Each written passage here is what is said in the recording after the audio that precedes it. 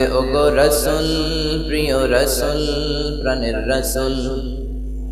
ওগো রসুল, প্রিয় রসুল, প্রাণের রসুল। তোমারই জন্যে এ বিশ্বে মোরা আলো পেয়েছি, পেয়েছি কুল। ওগো রসুল, প্রিয় রসুল, প্রাণের রসুল। ওগো রসুল, প্রিয় রসুল, প্রাণের রসুল।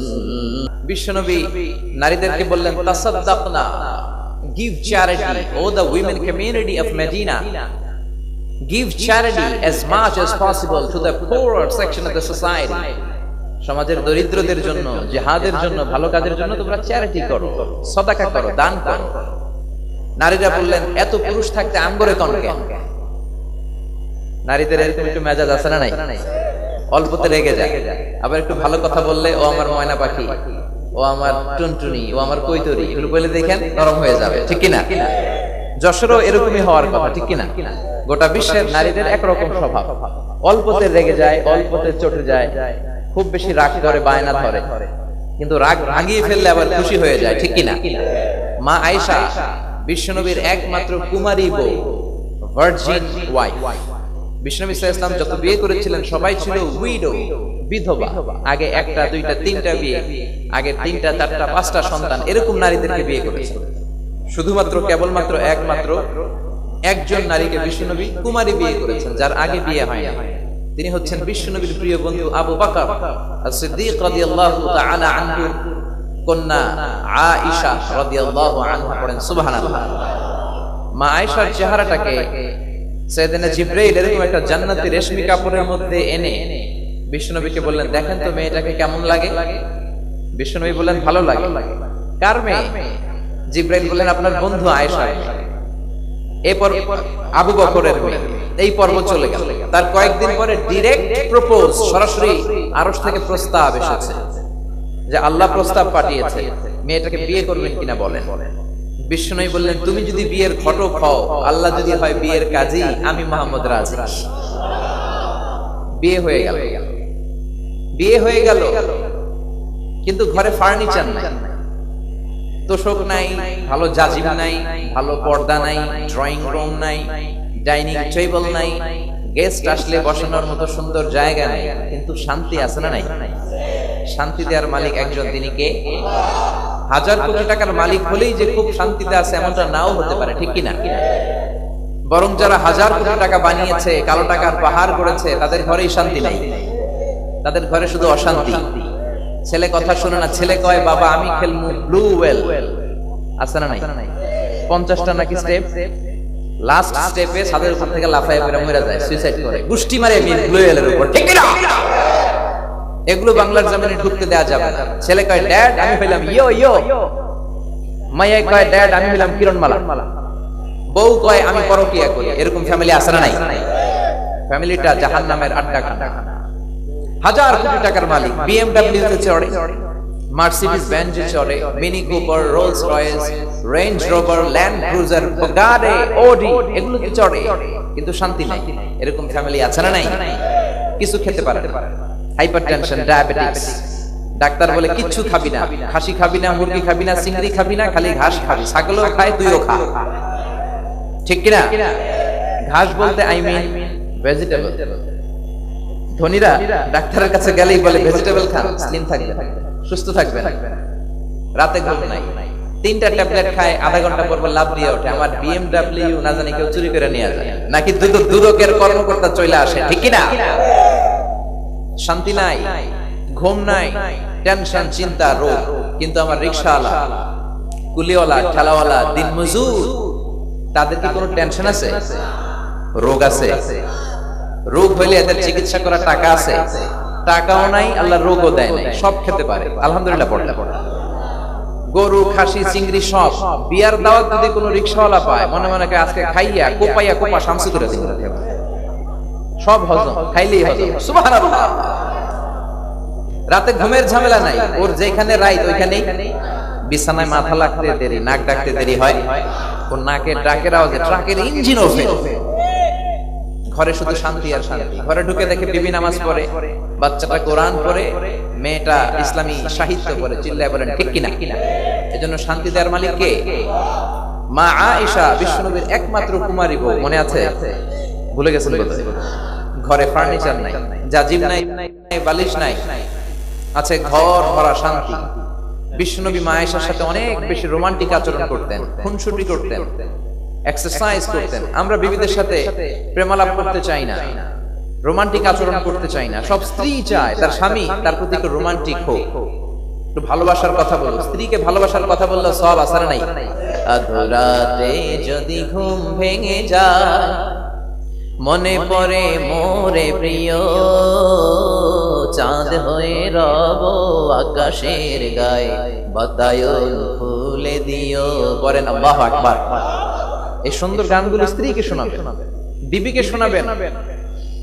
ভালোবাসা দিবসে বিবিকে গোলাপ ফুল কিনে দিবেন, ফ্যামিলিটাকে জান্নাতি ফ্যামিলি করে দিবে কে? বিশ্বনবীর ঘরে কোনো ফার্নিচার নাই, কিন্তু সুখ আর শান্তি দেয়ার মালিক একজন, তিনি কে? মাঝে মাঝে দুইজন রাতে এক্সারসাইজ করতেন। মসজিদে নববীতে বিশ্বনবী এশার নামাজ পড়িয়ে ঘরে আসলেন, সব সাহাবারা ঘুমিয়ে গেল। মা আয়েশাকে বললেন, আয়েশা, মদিনাতে কেউ জেগে নাই, চলো না একটু দৌড়াদৌড়ি খেলি। কি খেলি? আপনারা খেলেন নি দৌড়াদৌড়ি? নাকি যৌতুকের লাগে হেতিরে দৌড়ে যায়, হেতিও বাঁচার জন্য দেয় তো ওই দৌড়াদৌড়ি না। বিষ্ণু বললেন, চলো একটু দৌড়াদৌড়ি করি। মা আয়েশা খুব খুশি, বয়স কম, খুব পছন্দ করলেন। বললেন, ওই যে উস্তুয়ানা পিলারটা কে আগে ধরতে পারে, তুমি না আমি? বিশ্বনবীও দৌড়, মা আয়েশাও দৌড়। বিশ্বনবীও দৌড়, মা আয়েশাও দৌড়। মা আয়েশা তখন খুব পাতলা ছিল, বিশ্বনবীকে পেছনে ফেলে বাতাসের বেগে দৌড়ে যে পিলার ধরে ফেলেন। বললেন, আমি ফার্স্ট। সুবহানাল্লাহ। বিশ্বনবী ইচ্ছা করে জিতাই দিয়েছে। বিশ্বনবী দৌড় দিলে পৃথিবীর কোন পালোয়ান বিশ্বনবীর সাথে দৌড়ে পারে? কথা বলেন। সাহাবারা বলতেন, বিশ্বনবী যখন ঘোড়া হাঁকাতো, আমরা সামনে শুধু মরুভূমির ধোঁয়া দেখতাম, আর সেকেন্ডের মধ্যে বিশ্বনবী আমাদেরকে ছাড়িয়ে অনেক দূরে চলে যেত। জোরে বলেন আল্লাহু আকবার।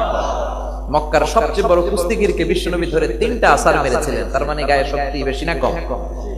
ইচ্ছা করে মা আয়েশাকে জিতায় দিলেন। ওই ঘটনার 7 বছর পরের ঘটনা, হাদিসটি সহিহ। আবার বিশ্বনবী একদিন রাতে আয়েশাকে বললেন, চলো আজকে রাতে আমরা এক্সারসাইজ করি, দৌড়াদৌড়ি করি। মা আয়েশা তো খুশিতে বাকবাকুম, চলেন আমরা দৌড়াদৌড়ি করি। ভাবছে আগে হারাই দিছি, আজকেও হারাই দিব। তো বিশ্বনবী মনে মনে কয়, আজকে নো চান্স, আজকে সুযোগ দিব না। বিশ্বনবী বললেন, ওই পিলারটা কে আগে ধরতে পারে? দুইজন দৌড়।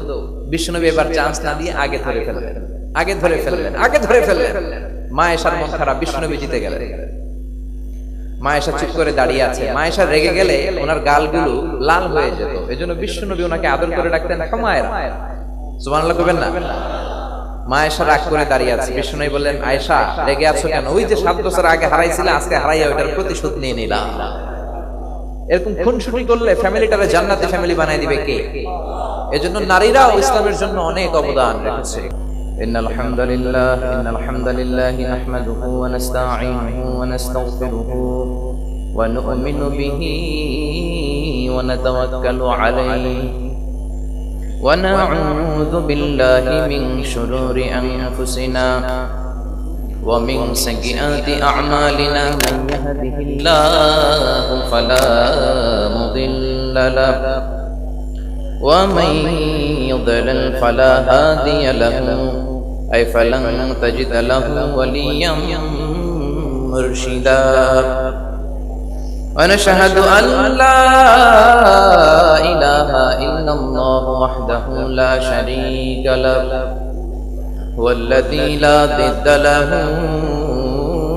ولا ند له لا مثل له ولا مثيل له لا وزير له ولا كفيل له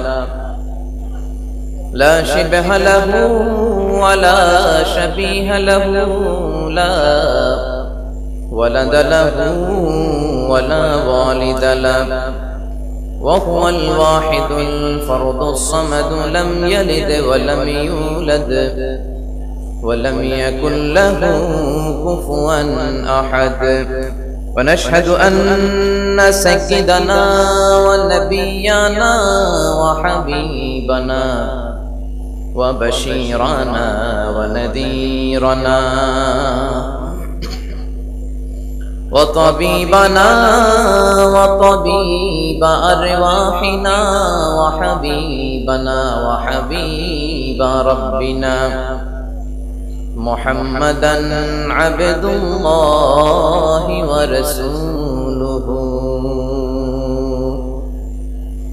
আরসালাহু বিল হাক্কি বাশীরান ওয়া নাযীরা ওয়া দাঈয়ান ইলাল্লাহি বিইذনিহি ওয়া সিরাজাম মুনীরা أما بعد فقد قال الله تعالى في كلامه المجيد وفي فرقانه الحميد أعوذ بالله من الشيطان الرجيم بسم الله الرحمن الرحيم وإنهم عندنا لمن المصطفين الأخيار إن الله وملائكته يصلون على النبي يا أيها الذين آمنوا صلوا عليه وسلموا تسليما প্রচারের স্বার্থে চ্যানেলটি সাবস্ক্রাইব করে বেল আইকনে ক্লিক করুন।